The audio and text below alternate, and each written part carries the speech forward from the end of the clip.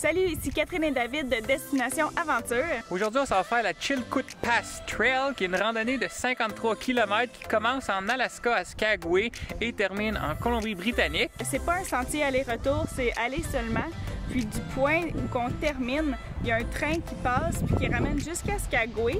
Malheureusement, c'est à peu près 100 $ par personne. On est beaucoup trop pauvres pour ça, fait que nous, on va marcher un 16 km de plus et on va revenir ici exactement à la fin où on est avec Octave. Maintenant, on va vous montrer ce qu'on apporte avec nous.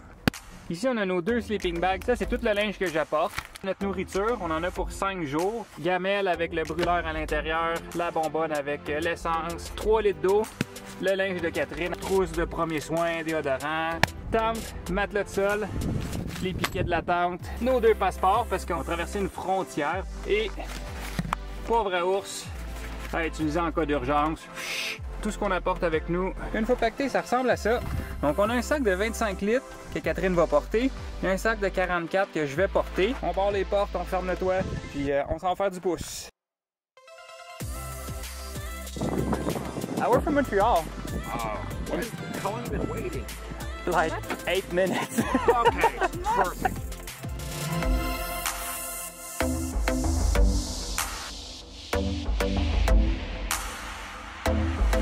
Ça fait maintenant 6 km qu'on marche. Pour l'instant, ça va. C'est plutôt plat, puis c'est tranquille dans le bas. Là, on suit un vieux chemin forestier, en fait. On vient juste d'arriver à notre camping, Canyon City. Il fait vraiment très chaud. Ça a bien été, c'était relax, 12 km. On continue ça demain. Bon matin, jour 2 sur la Chilkoot Pass Trail. On se trouve présentement au camping de Canyon City. Je vais vous montrer une map. Donc là, on est ici présentement. Aujourd'hui, on a une toute petite journée. On fait juste la randonnée de 8 km entre Canyon City et Sheep Camp. Ça va nous prendre à peu près 2 heures. Ça va être tranquille, ça va être une petite journée.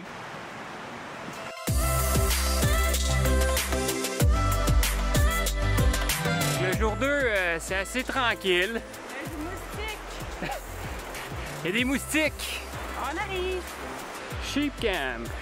Bilan du jour 2, on est rendu à Sheep Camp. On sent vraiment dégueulasse. Ah ouais, c'est humide, on a eu chaud toute la journée, on est rempli de chasse moustiques. Demain, on se lève vers 6 h le matin. 5 heures.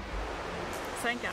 5 heures. Demain, on se lève à 5 heures parce que on monte le col et il y a des dangers d'avalanche. Ça devrait être une grosse journée jusqu'à Happy Camp, 13 km au total. Ça devrait prendre, on sait pas, 5, 6, 7 heures, dépendant comment ça va. Il est présentement 8h30. Il fait évidemment très clair, puis il fera pas noir avant au moins minuit. On va essayer de dormir. Relaxer les jambes, ça a de l'air. Relaxer les jambes, puis on continue demain matin. Bon matin, jour 3 aujourd'hui. Là, on voulait prendre 2 minutes juste pour expliquer un peu l'histoire qui vient avec le sentier. C'est toute l'histoire de la ruée vers l'or. Dans ce temps-là, là où on est en ce moment, c'est un gros village avec des restaurants, des hôtels. Fait que c'est le fun de repasser par là. Il reste encore quelques vestiges de ce temps-là. Puis ce qu'on s'en va faire aujourd'hui, c'est le col où on voyait tous les hommes monter un en arrière de l'autre. On s'en va refaire ce chemin-là à la même place où tous ces hommes-là ont passé dans l'espoir de trouver de l'or. On va commencer parce que... On se fait attaquer par les moustiques, puis on veut se rendre, donc on vous montre ça.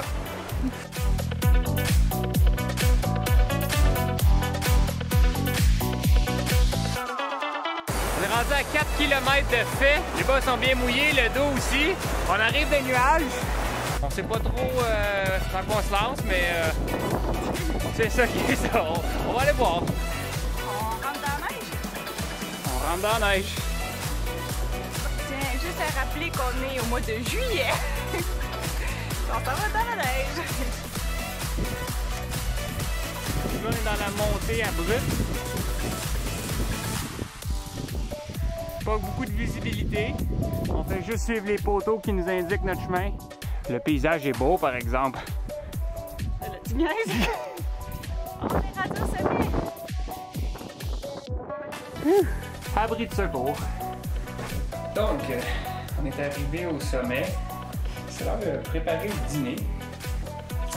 Alors, ce midi, c'est les sidekicks Raffaello crémeuse à l'ail. Un sac chaque, parce qu'on a bien faim. C'est normal.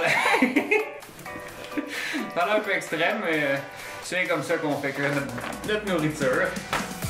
Ok, donc après le dîner, on s'est bien réchauffé, mais là, on est dans le gros vent. Notre linge est tout mouillé de sueur. C'est la visibilité qu'on a présentement. On voit plus vraiment des marqueurs qui nous indiquent le chemin, fait qu'on essaie peut-être de deviner c'est où. C'est pas évident. Là, il y a un lac. Fait que là, ça commence à devenir extrême. Comme à un moment donné, on s'attendait tellement à ça. Ça ici, c'est ce qui nous indique notre chemin. Mais dans un brouillard comme ça, C'est dur à trouver.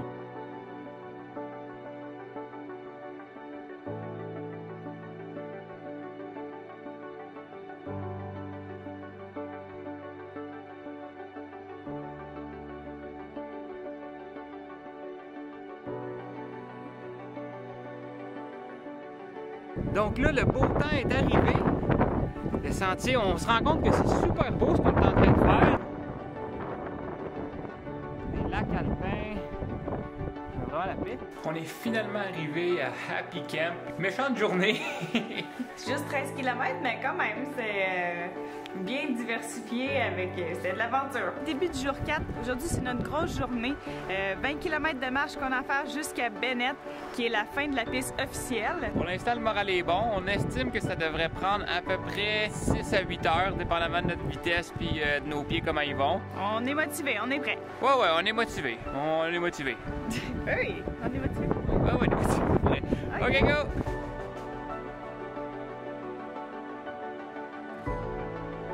Ça a vraiment bien été ce matin, beaucoup plus rapidement qu'on pensait. Puis là, on achève les derniers kilomètres. On s'est peut-être donné comme idée qu'on prendrait le train si jamais on arrive à l'attraper à temps puis qu'il nous laisse rentrer même si on n'a pas de ticket. En tout cas, ça nous motive à aller vite jusqu'à la fin. Fait qu'on verra qu'est-ce que ça donne rendu là. Je pense qu'on s'est trompé dans nos calculs. Techniquement, ça ferait au moins 1 heure qu'on serait supposé d'arriver. Et ben on n'arrive pas. C'est cool, c'est le fun, mais comme j'aimerais ça arriver là.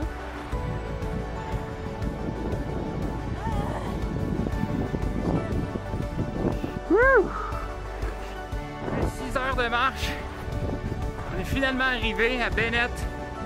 Fin du sentier. Les pieds morts.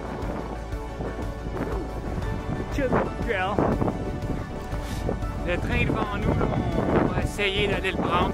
Ok, donc là, on est dans le train en ce moment. On est arrivé littéralement 2 minutes avant que le train y parte. On n'avait même pas de billet. Quand on est arrivé, il y avait un monsieur qui travaillait pour la compagnie de train puis il nous a dit d'embarquer à bord, qu'on allait pouvoir acheter un billet. Donc c'est ce qu'on va faire, j'imagine. Le seul hic, c'est qu'on est stationné à Log Cabin et le train n'arrête pas à Log Cabin. Il continue jusqu'à Fraser, qui est les douanes canadiennes. Donc on va débarquer aux douanes, on va passer les douanes et on va devoir faire du pouce un autre fois pour retourner à Log Cabin, chercher notre auto et finalement terminer cette aventure-là.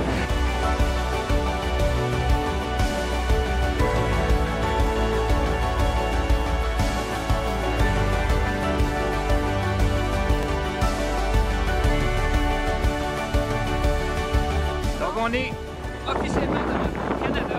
Ça, c'est les douanes juste en arrière.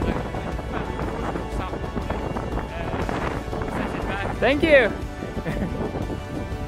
Woo! On est revenu! Woohoo! Beau travail! Yes! OK. On a officiellement terminé la Chilkoot Pass, 53 km. 4 jours, 3 nuits au final, c'était pas supposé être ça du tout. Un instant on est dans le bois, puis ben on est rendu dans le sable, l'instant d'après, boum, on est assis ici, on est rendu, c'est fini, on est revenu à la civilisation, c'est comme vraiment bizarre. C'est vraiment le fun par exemple, c'est une belle randonnée, l'aspect historique est vraiment intéressant. On n'a pas eu la météo du siècle, il n'a pas plu, on était chanceux. Ça aurait pu être beaucoup pire, ça aurait pu être mieux. C'est ça, on n'a pas vraiment vu les beaux paysages parce que bah il y avait du brouillard, mais au moins, il n'a pas plu. C'est vraiment une aventure en soi. C'est autre chose des randonnées qu'on est habitué, mais c'était vraiment cool. Ouais, si jamais vous venez au Yukon et que vous vous sentez un peu en forme, c'est une randonnée qu'on recommande vraiment. C'est fait, on peut la cocher sur la liste. Ouais, check! Puis à la prochaine!